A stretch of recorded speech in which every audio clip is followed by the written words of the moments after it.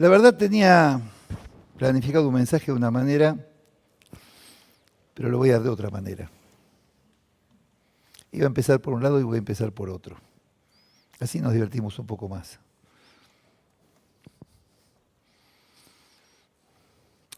Vamos a empezar.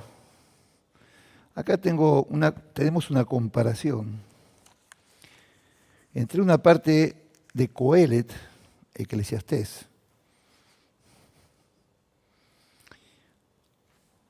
con respecto a Lucas 12, 13 a 21, sobre el rico insensato.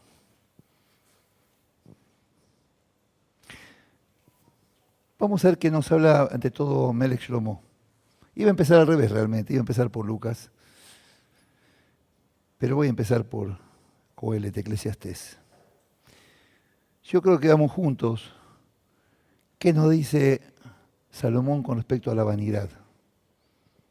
¿Qué nos habla el rey Salomón de la vanidad?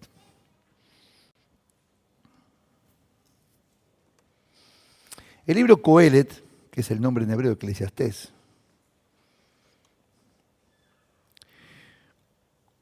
Coelet es una palabra que viene de una palabra hebrea que es Kaal. Kaal es congregación, público, concurrencia, comunidad, Keilah. Eclesiastés viene de eclesia. Eclesia, de ahí se la palabra iglesia. En realidad Eclesiastés quiere ser asambleísta. Eso quiere decir Eclesiastés. Coelet es el que congrega. Eso se llamó así debido a la cantidad de gente que congregaba al rey Salomón con su sabiduría. Era tal la gente que venía a escucharlo al rey Salomón, por tanta sabiduría que tenía, que venían de todos lados, incluso de lugares más lejanos. No venían solo del país, sino venían de otros lados a escucharlo. Tan difundida fue la sabiduría de Salomón. Se considera uno de los hombres más sabios de la historia bíblica. ¿Y esto resultado de qué? Recordemos lo que pidió Salomón para él. Sabiduría.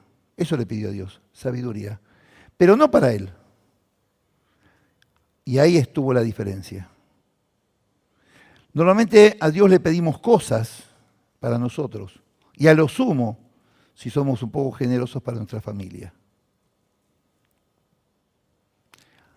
Al pedir para el resto de la humanidad no siempre lo hacemos. Primero nos ponemos nosotros en nuestros pedidos. Le pedimos a Dios por nuestras necesidades. En vez de pedirle por las necesidades de los demás primero. Salomón fue sabio, porque Salomón pidió sabiduría para gobernar a su pueblo, no para él, no para su vida privada. ¿Y qué le dijo Dios? Por haber pedido así, te voy a dar mucho más. Y si le dio, ¿no? Poder, riqueza, control de todo un pueblo y mucha riqueza material también. Solamente por pedir sabiduría para gobernar nada más. Solamente por eso, por su interés en la sociedad, en los demás, el prójimo. Hay que saber pedir a Dios. Hay que pedir con el corazón y con sabiduría, pensando siempre en el amor al prójimo. Primero el mundo que me rodee, después yo. Yo a lo último. Hoy estamos estudiando Josué, en el intensivo que tuvimos hoy, donde Rahab, la ramera de Jericó, le pide a Fines, Pinjas y a Caleb, que fueron los dos espías que mandó Josué, misericordia, porque sabía que Israel iba a tomar Jericó, para con su familia. A lo último le pidió para ella. Y por esto fue salva ella y toda su familia. Porque ella pidió por su familia, no por ella. Después pidió por ella. En el siguiente versículo, cuando era el tema.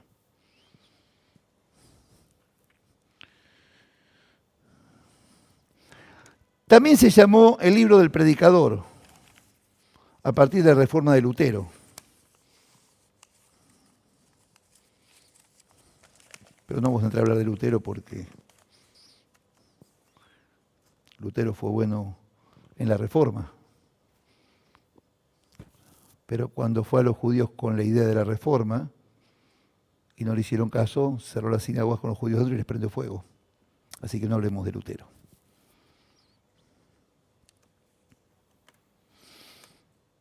Eclesiastés 1:1. Palabras del predicador. Hijo de David, rey de Jerusalén.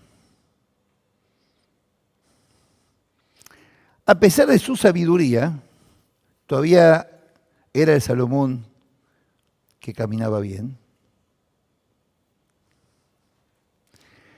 Siempre se vio y se presentó como hijo de David, nunca como yo, Salomón el rey. Siempre se presentó como hijo de David. Partamos de la base que en el judaísmo, en esos tiempos, primero en esos tiempos no en el judaísmo, en esos tiempos no existían los apellidos. Los apellidos son algo moderno. Los apellidos surgen de la ocupación de cada uno, a qué se dedicaba cada uno, ahí surgen los apellidos. En la antigüedad no había apellidos. Uno era tal persona, hijo de tal persona.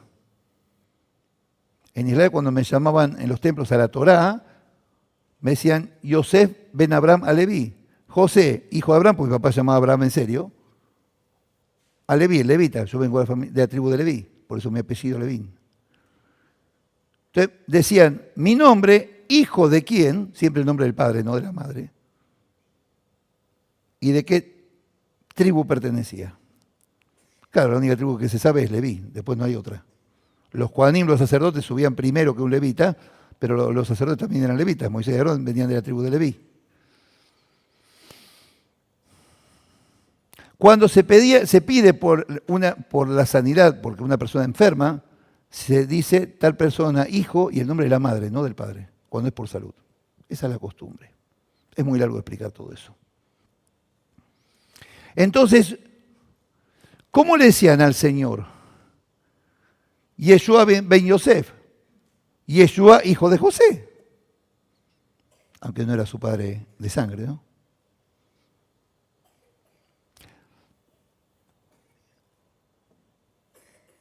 Y Salomón, Shlomo, ese es un nombre en hebreo, Shlomo es un nombre, que quise la paz de Shalom viene. Se veía como hijo de David. No decía, yo soy Melech Shlomo, soy el rey Salomón. No. Yo soy Shlomo ben David. No tenía todavía tanta vanagloria. No la tenía todavía. Primero ponía a su padre antes que él mismo. Cumpliendo la Torah, honrarás a tu padre y a tu madre. En las sinagogas ortodoxas, cuando llaman a un hombre a la Torah, a leer la Torah, sus hijos, que están en el templo, se ponen de pie mientras el padre lee su porción de la Torah. Hasta hoy en día, se ponen de pie, no se sientan mientras su padre está leyendo Torah. Por honrar a su padre. Hasta hoy en día, año 2018. Es para honrar a sus padres, de acuerdo a la Torah. Por eso acá dice, palabras del predicador de Salomón, hijo de David, rey en Jerusalén. 1:2. Vanidad de vanidades, dijo el predicador. Vanidad de vanidades, todo es vanidad. Esto lo conocemos. Ahora, ¿qué está diciendo con todo esto? Vanidad en hebreo es ebel, aliento de la boca, vanidad, futilidad, algo fútil es algo de poca importancia, necedad, o sea que se aferra a sus propios errores. Eso es un necio, uno que se aferra a sus propios errores y no quiere cambiar ni escuchar.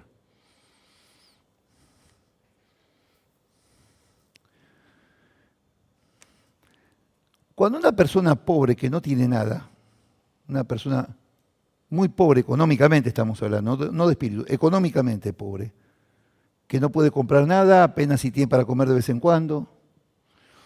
Cuando una persona en esa situación económica dice vanidad de vanidad, puede pensarse que lo dice porque no tiene nada y está malo enojado, porque está resentido, porque es pobre, porque no tiene lo que tienen otros. Pero cuando lo dice el rey Salomón, que tenía todo el poder, el rey más famoso del planeta en esos tiempos, el que construyó el templo para Dios, la casa de Dios, porque David no la pudo construir, la construyó él. O sea, se podía vanagloriar de eso. Toda la riqueza, tenía fortunas, las mujeres que quisiera, los manjares que quisiera. ¿Quién le iba a decir, no, vos no podés esto? Atrévanse nomás. A nadie se le hubiera ocurrido. Cuando alguien no tiene nada bueno por su pobreza y no conoce placeres del mundo, estaría reprochando porque como no tiene placer y los demás sí está reprochando, se va a enojar.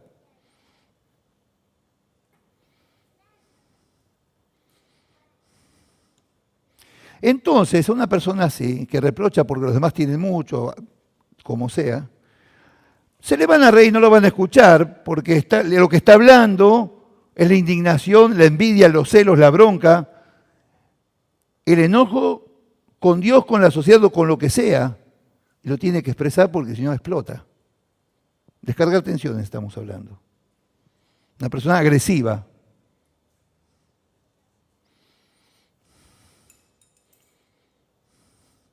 Pero acá lo está diciendo un rey, pero además de todo eso tenía toda la sabiduría. A Salomón no le faltaba nada. Juventud, sabiduría, riqueza, poder, tenía todo. Pero cuando es una persona que se deleitó en todos los placeres, sabemos de las 1000 mujeres y todo lo demás. Hay que aguantar 1000 mujeres, ¿no? Dios mío. Porque no saben cómo era la cosa para tener muchas mujeres. Había toda una serie de requisitos para eso, ¿eh? Había que mantenerlas y comprarles todo lo que quisieran, ¿eh? No se les podía negar nada. 1000 mujeres. ¿Saben cuántos negocios estarían contentos, no?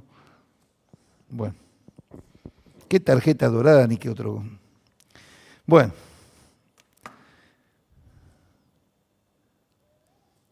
Pero cuando una persona que probó todas las delicias del mundo, las delicias mundanas, no las que conocemos nosotros como delicias, bueno, las delicias es la palabra de Dios y el Señor, pero la gente del mundo que daría lo que sea por tener un cuarto de todo eso. Una persona que no le faltó nada en cuanto a las delicias que quisiera tener y los placeres, de golpe dice que todo es vanidad, ahí cambia todo el significado. ¿Cómo puede una persona con tanto a su favor decir que todo es vanidad?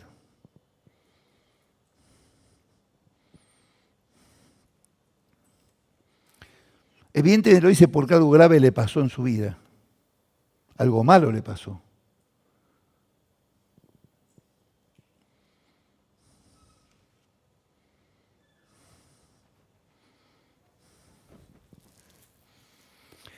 Lo que le pasó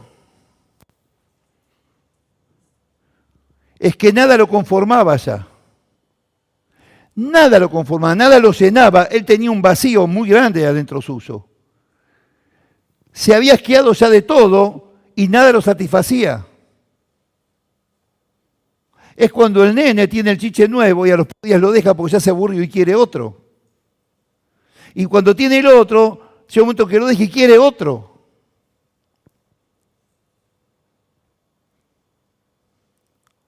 Es como el que le gusta comer y no para. La gula. Es pecado. Que nada lo satisface y más y más y más y llega a 240 kilos, como hay casos, ¿eh? Siempre queremos más porque nada nos termina de satisfacer. Esto le pasó a Salomón.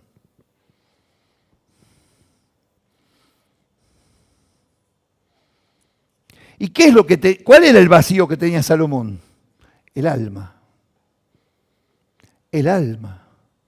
Nada lo confortaba, nada lo alegraba ya. Ya todo era poco. No encontraba qué lo podía satisfacer. Hasta que se dio cuenta por dónde venía la cosa.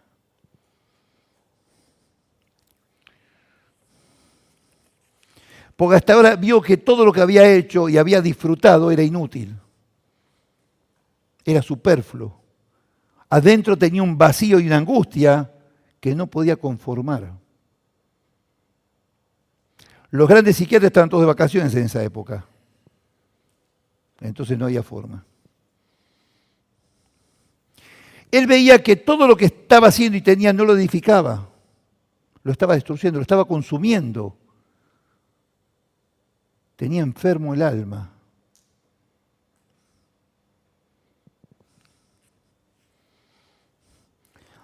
Y ahí empezó a darse cuenta que lo único que podía edificar era el servicio a Dios, a la sociedad y al prójimo. Lo único que nos llena es hacer algo que no sea para satisfacción personal. Es algo que sea para bendecir, beneficiar a otros. Y sentirnos felices, como el famoso lema de los Boy Scouts, siempre listo, de haber hecho algo por alguien y disfrutar el placer del no egoísmo. Cuando por primera vez probamos hacer algo bueno por otros, le empezamos a tomar el gustito y queremos más. Es como cuando conocimos al Señor y empezamos a estudiar su palabra y veíamos que no nos alcanzaba y empezamos a buscar más y más y más y más. El hambre de Dios. Señor, queremos más, quiero que me revele, necesito más, Señor, no me alcanza. Eso es lo que nos edifica y edifica a los que nos rodean. Cuando habla de que todo es vanidad, se refiere a la riqueza, el poder. Y según cómo se usa, según cómo usamos ese poder, es lo que nos va a producir. Si usamos la riqueza para bendecir a otros, ayudar al necesitado, compartir con otro, nos va a producir bendición, paz, shalom. Si lo usamos para nosotros, nos va a producir maldición. ¿Se acuerdan del cuento este famoso que conté tantas veces de la mujer millonaria que no ayuda a nadie en su vida y se muere y va al cielo? Y el ángel la lleva a recorrer las viviendas donde va a ir a vivir. Y pasan por todas las mansiones, hasta que llegan a la casa que se caía a pedazos. Y le dice, esto es lo que te toca. Y dijo, ¿cómo? Si yo era una reina allá, sí. Acá te corresponde de acuerdo a lo que mandaste de allá para acá. Nada. El rico y Lázaro, por ejemplo. Cuando se usa para uno mismo, llega a cansar. Y buscamos más satisfacciones y terminamos en cualquier cosa, en lo que sea. Y nos perdimos. Cuando lo hacemos como un proyecto para proyectar a otros, estamos sirviendo a Dios.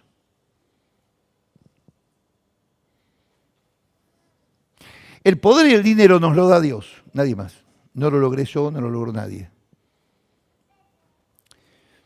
Para utilizarlo para el bien común. Por eso está la gente que ofrenda rollos de Torá en los templos. Acá no llegó ninguno, lamentablemente, pero hay. Ya va a llegar.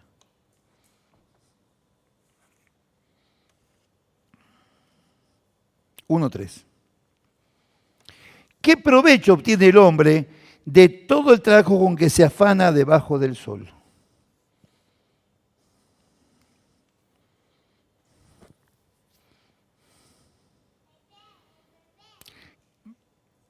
¿Qué ventaja trae a la persona toda su labor que labora bajo el sol, que trabaja bajo el sol?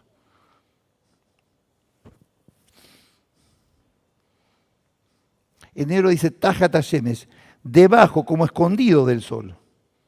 Eso dice en hebreo. ¿En qué lo beneficia si trabaja como escondido del sol? Si solo trabaja y nada más y no hace otra cosa. Lo único que hago es trabajar para ver si logro mejorar económicamente, para ver si logro. Hilando fino dice escondido debajo del sol. El sol es luz, ¿no es cierto? El sol está representando la luz de la Torá, la luz de la palabra de Dios, ser luz a las naciones.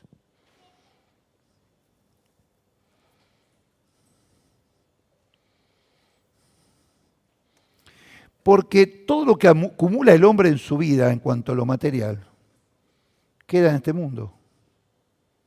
No se lo lleva con él. ¿Y a quién le queda? Los herederos que se van a matar por recibir lo que le corresponde. No construyó absolutamente nada, aunque haya construido un imperio. Familias que se matan por las herencias.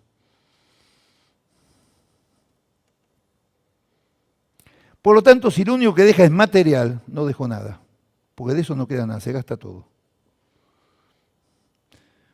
Entonces no deja nada bueno la humanidad, solamente bienes materiales, que tampoco van a servir para construir una sociedad mejor y más justa. Luego que se repartieron los bienes, ni se acuerdan de él. Ni se acuerdan. Ya está, se terminó. Chau, listo.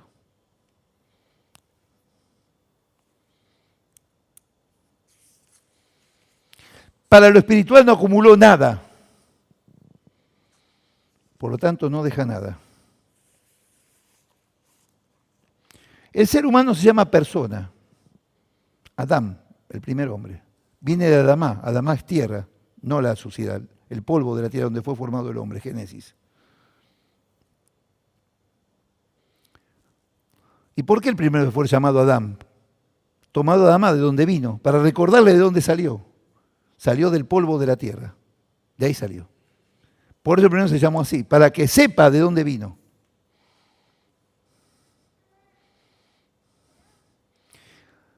Y todos los pensamientos se inclinan a lo terrenal, porque de ahí vino. En vez de mirar a quien creó todo eso, y está allá arriba. Hay que mirar a quién creó esa tierra que nos creó a nosotros. Por eso hay que mirar para arriba para recordar quién nos creó. Por eso en Sucot, en la fiesta de los tabernáculos, armamos una socá, una cabaña, que es como vivió nuestro pueblo en el desierto, con cosas rudimentarias, con lo que tenían a mano, pero son enramadas, el techo está abierto para ver las estrellas del cielo de donde proviene todo y recordar que de ahí viene todo, es volver a la humildad.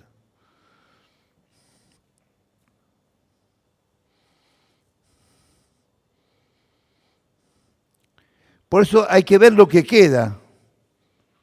¿Y qué es lo que queda? La esencia de lo que dejamos. La herencia de vivir en fe, creyendo y sirviendo a este Dios. Lo espiritual es eterno, no muere, porque Dios es eterno. Y su espíritu es eterno. Y nosotros que somos espíritu porque Él está en nosotros. Y lo material no es la esencia, por lo tanto no es lo esencial. No es la esencia, no es esencial. ¿Se va entendiendo? No digo que no hay que tener dinero. Hay que comer, hay que vestirse, hay que pasear, hay que tomarse vacaciones. Para eso necesitamos dinero. Pero le tenemos que dar el uso adecuado cuando lo tenemos.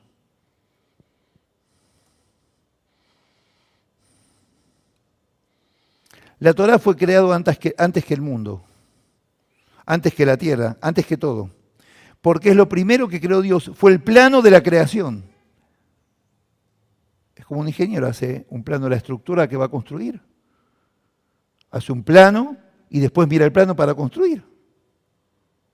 Yo cuando era electricista hacía los planos eléctricos y en base a eso yo después hacía la instalación eléctrica de una casa, una fábrica o lo que sea.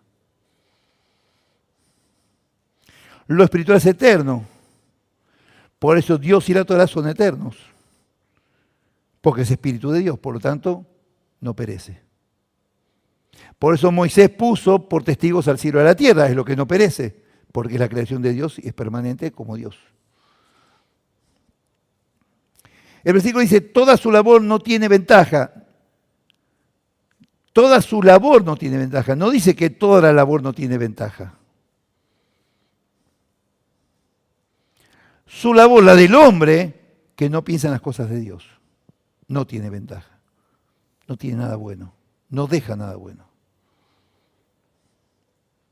Pero toda labor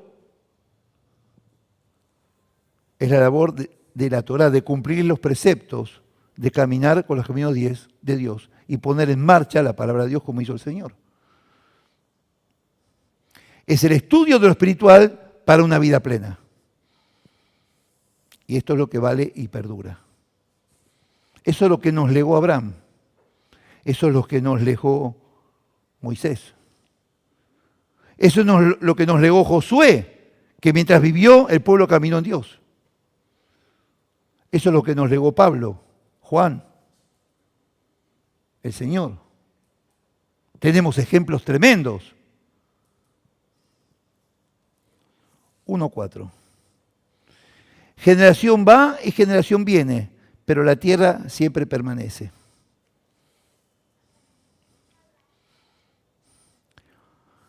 La tierra permanece.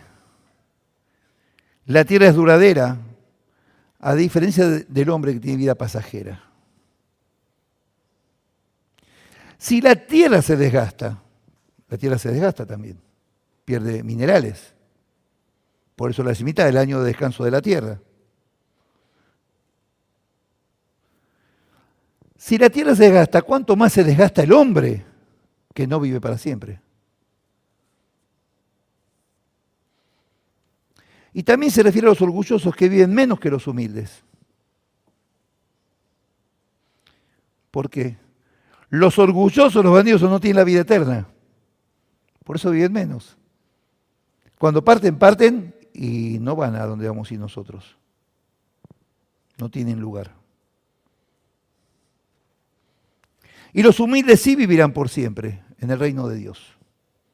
¿A quién fue el Señor? A los humildes, a los necesitados, a los sufrientes. Ellos tienen la promesa de Dios.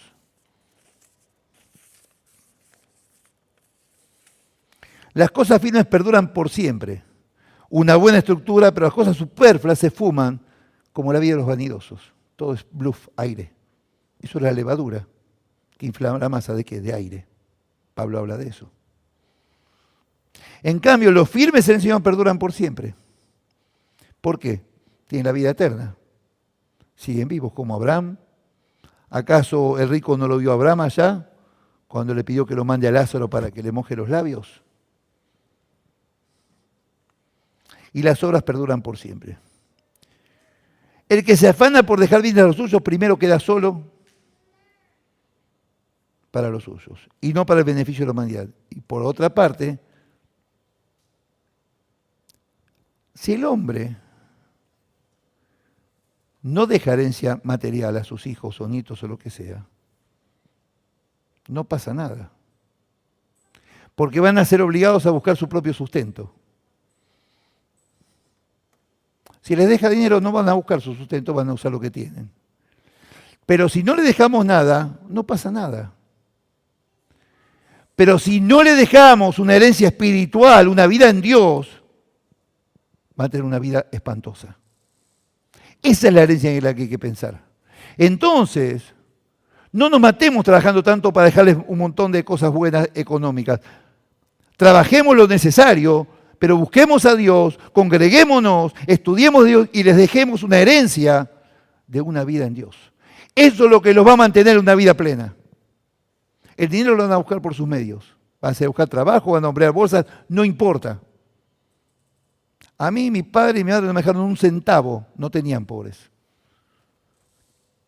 Lo que me dejaron vale por fortunas.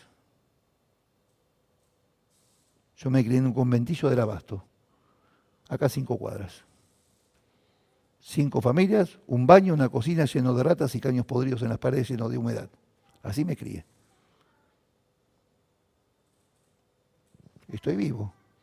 Y no estoy tan desnutrido, verá como verán. Se me cayeron los músculos. Todos pasamos por necesidades y problemas terribles algunos, pero estamos acá. ¿Por qué Dios nos sostuvo?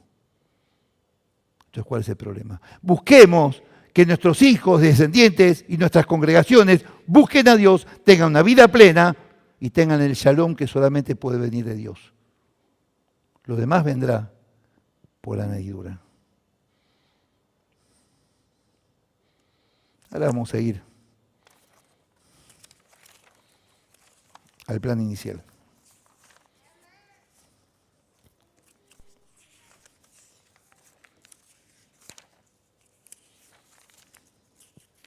Ahí se lió con las hojas.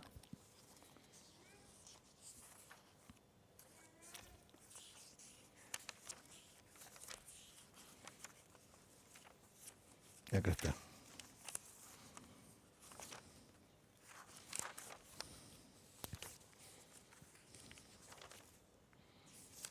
Muy bien, ya estamos organizados. Di vuelta a todo el mensaje. Vamos a Lucas.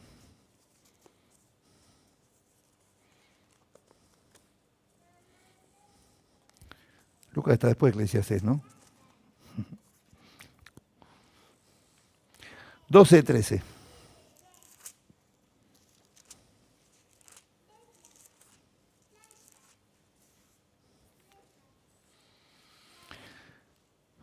De Lucas.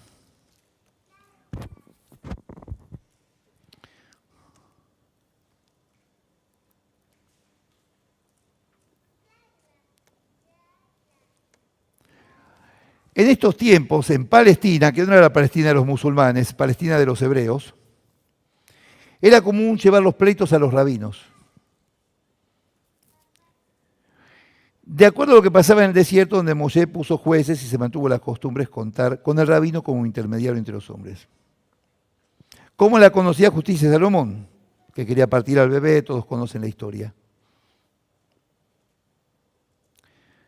El Señor no se dejó involucrar en temas de dinero. Usaba estos momentos para hablar de su plan de salvación. Usaba todo momento. Quizás tengamos que hacer lo mismo, ¿no? Sería ahora.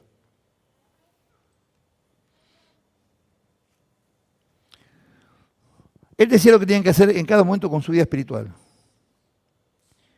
Y dejaba muy claro lo que tenían que hacer con los temas materiales. Él tenía un mensaje para los que tenían bienes y para los que no tenían bienes. Es decir, el mensaje de acuerdo a cada uno. Al que palos, palos y al que bendiciones, bendiciones. O latigazos, ¿no? Como en los comerciantes del templo. 12:13. Le dijo uno de la multitud: Maestro, di a mi hermano que parta conmigo la herencia. 14. Pero él le dijo: Hombre, ¿quién me ha puesto sobre vosotros como juez o partidor? 15. Y le dijo: mirad, guardaos de toda avaricia, porque la vida del hombre no consiste en la abundancia de los bienes que posee.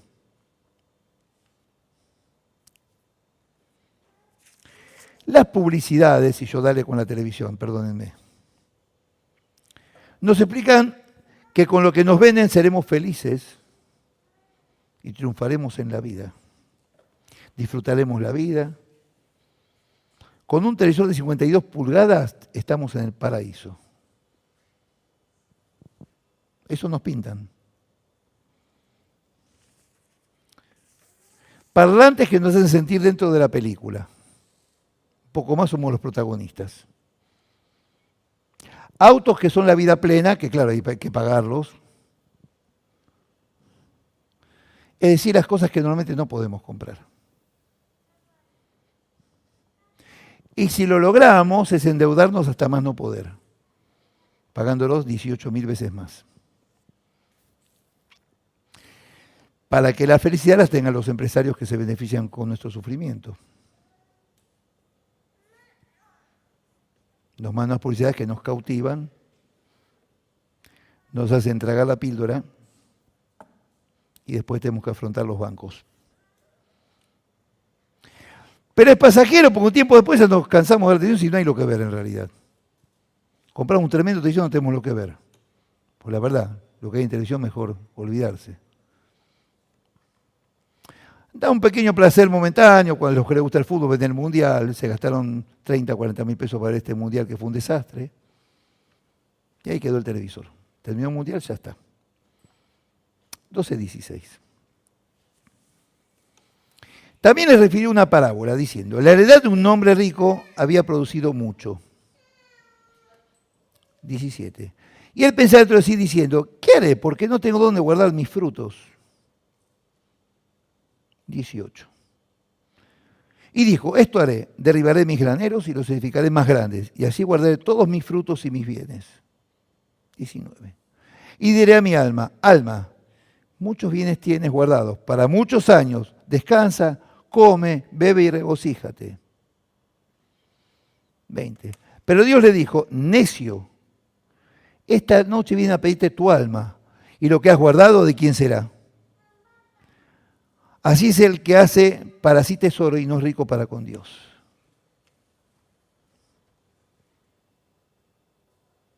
Llámenlo a los políticos, llamen a los de los cuadernitos, que vengan a escuchar un poquito.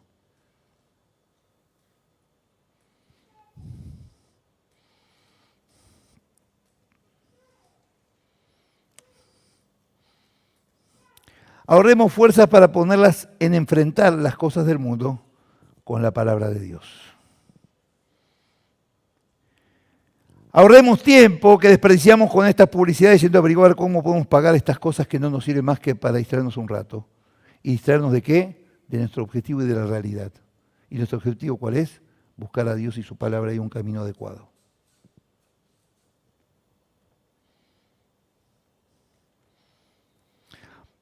La gente se preocupa por ver cómo pueden obtener lo que les quieren vender.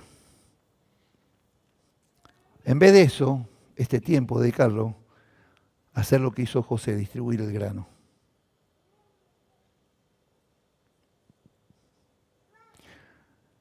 A distribuir la forma de vida que trae felicidad a los demás. Usar el tiempo en lo que realmente vale y edifica, no en el que engrosa bolsillos, y sobre todo los ajenos, porque los nuestros normalmente no. Nos atrapan las novelas de Moisés, Josué, todo eso que hicieron estos brasileros de los que están acá cerquita, porque es de ellos todo eso que hicieron, de los que están acá cerquita en Corrientes y Figueroa. No quiero nombrar porque esto se está filmando y no quiero nombrar.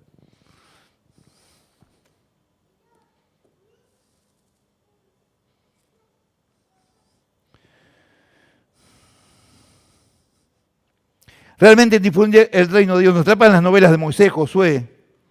En vez de leer las de las Escrituras, la realidad, la verdadera. Nos pintan una novelita rosa, con Moisés, Josué, se llenan de fortunas, actores que cobran fortunas por mentirnos en la televisión, porque la realidad no es lo que muestran ahí.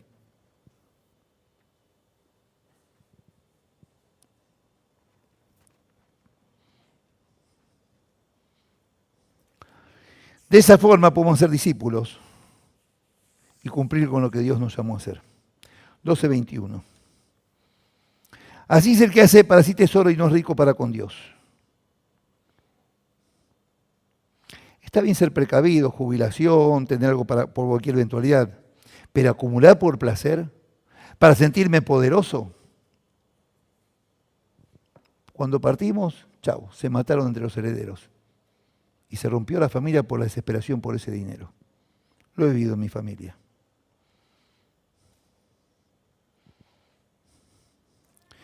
Fijémonos lo que hizo José. Guardó los granos de Egipto para cuando viniera el hambre. Abrió los graneros y se arregló con su familia y unió las tribus. Y ahí se formó el pueblo de Israel, gracias a que José no se vengó de sus hermanos, sino que los proveyó, alimentó a su familia, los abrazó, lloró, los perdonó y se formó el pueblo hebreo. Jamás un creyente puede caer en una trampa para que no hagamos el camino verdadero y correcto, donde está la verdadera riqueza. Platón dijo, no vale vivir la vida sin un examen de conciencia. Y nuestra conciencia es Dios. El Señor le dirigió esta parábola a todos los que tenían abundancia y bienes materiales. Dos cosas resaltaban en este hombre. Escuchen. Uno, nunca veía más allá de sí mismo como todo el mundo egoísta.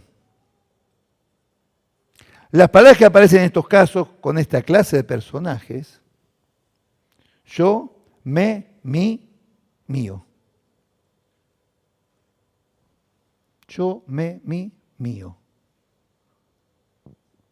Yo tuve un pariente muy cercano, que tenía mucho dinero. ¿Saben lo que me decía? Ponía la mano así, me decía, la mano, ¿ves? Se cierra para acá, no para allá. La mano se cierra para acá, querido. Lo que es mío y no lo comparto con nadie. Es mío. Muy cercano a mi familia. Preguntándole a un alumno qué clase de palabras eran mío y tuyo, dijo por error, pronombre agresivo en lugar de posesivo. Mío es pronombre agresivo. Por error, ¿no? Así era el hombre, era agresivamente egoísta. Si sobraba algo, no pensaba dárselo a alguien, lo guardaba para él. Todo lo contrario de las Escrituras. En lugar de correrse él para que reine el Señor, se ponía más él todavía. Y no había lugar ni para él, ni para el prójimo, ni para el Señor, ni para nada, solo para él. Todo su lugar lo ocupaba él mismo. Los romanos tienen un dicho que dice que el dinero es como el agua del mar. Cuanto más agua se bebe, más sed se tiene. Interesante, ¿no? Cuando se tiene a meter el rico insensato, el deseo es tener más y más, al contrario de lo que el Señor nos enseña. Segundo, y con esto terminamos. Nunca veía más allá de este mundo, todo era enfocado en esta vida y pensaban como si nunca fueran a partir, es decir, que van a vivir eternamente. No se dan cuenta que si se les agarra un cáncer, no lo pueden comprar la salud, se van a morir de ese cáncer. Pensaban algunos que iban a vivir eternamente porque podían comprar la vida. ¿Se acuerdan cuando este quiso comprar el poder de los apóstoles para hacer milagros? ¿Se acuerdan? No entendía que era espiritual y que era un don que Dios daba a determinadas personas. No lo podía entender. Su mente estaba en el poder del dinero y de comprar lo que se le ocurriera.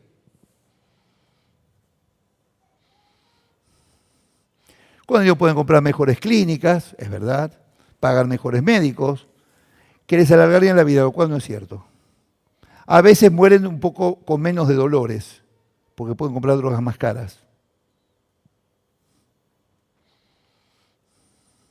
Una persona joven que planificaba su vida decía, me prepararé para una profesión, y un hombre mayor le preguntaba, y luego pondré un negocio, y luego haré una fortuna, y luego supongo que me iré haciendo viejo, y luego me retiraré y viviré de las rentas, y luego, bueno, supongo que algún día me tendré que morir, y luego, le preguntó el hombre mayor, qué final preocupante, ¿no? Le pregunta el hombre, qué final preocupante. Qué doloroso es pensar que ahí se terminó todo. ¿Y todo esto para qué? Así, ya está, listo, se terminó, listo, terminó todo. Gracias a Dios, el Señor se nos reveló. Y sabemos que para nosotros no va a ser así. Perseveremos hasta el final, como dice Epístola a los Hebreos. Y veremos la redención final y la vida verdadera. El tema es ver cómo está nuestra escala de valores. Si nuestra escala de valores está en sintonía con Dios, o nuestra escala de valores está en sintonía con el hombre humano que tenemos. Si está en sintonía con nuestro Dios, o está en sintonía con los que están ahí en la calle que no conocen a Dios. Depende de cómo querramos terminar, es como tenemos que vivir. No es que tenemos que vivir para terminar bien. Depende del plan que tengamos para nosotros, para el final, es como tenemos que vivir ahora. Si queremos el de Dios, corregir todo lo que está mal ahora, para poder vivir dignamente en el mundo por venir. Que el Señor los bendiga.